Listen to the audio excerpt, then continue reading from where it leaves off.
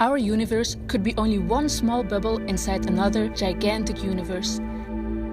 Alan Guth developed the theory that our universe inflated extremely quickly on another universe, just like a bubble.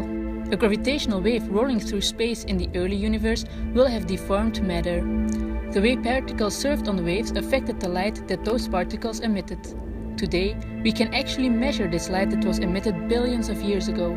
If we can see the gravitational wave pattern in this light, we could prove that our universe is indeed a bubble. But do gravitational waves exist? And what are they? Waves are everywhere, from water to metal to the fabric of space-time. Let's have a look. Picture space-time by dividing the space and time into a grid. Every point of the grid has an instrument to measure the distance to the next point in space and time.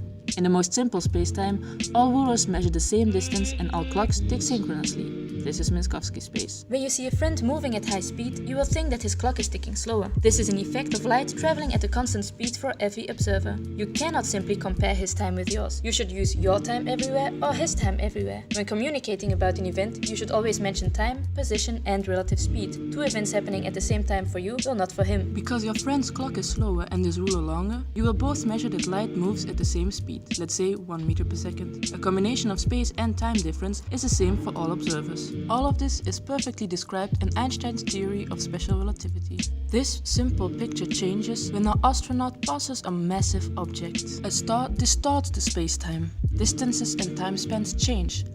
We know this to be true because without taking this into account, our GPS systems would not work.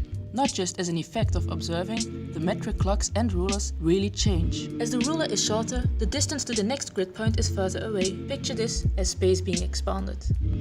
A traveling astronaut will not notice he is stretched with space, as is the stick he uses to measure distance.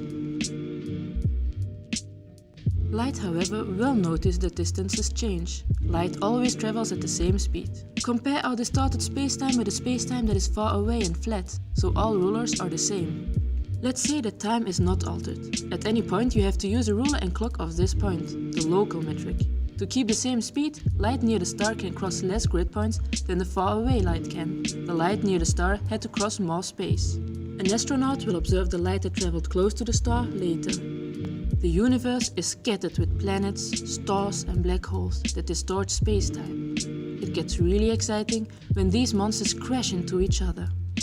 In this case, the mass distribution changes. The rulers will respond to this change in mass. Calculations show that we can neglect the change in time and the longitudinal ruler remains untouched. The distortion propagates through space-time. Even at large distance, space-time vibrates when a gravitational wave passes. The distortion is tiny. Our Earth will stretch only by 1% of the size of an atom. How can we measure these waves? Light enters the stage. Simply place two perpendicular mirrors at what you think is 1 meter. Send light to both mirrors. The gravitational wave did not change the metric clock. To travel at constant speed, the light will need more time to travel up and down one of the legs. Scientists compare the light rays with large and extremely stable interferometers, like the Earth-based LIGO and Virgo detectors. In February 2016, they successfully detected gravitational waves for the first time ever.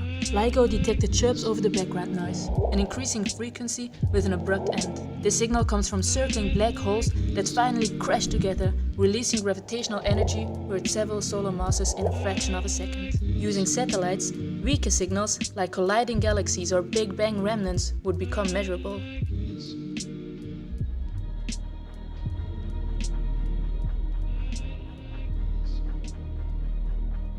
Are we living in a bubble? Not only would the answer to this question tell us something about the stars we see around us, it will also provide an answer to the question where we came from, where we are going and what the fate of the universe is. With the discovery of gravitational waves, we have gained a new sense in the search for these answers. LIGO and Virgo are just the beginning. Future ground-based and space-based detectors will open our eyes on the universe further and further and further.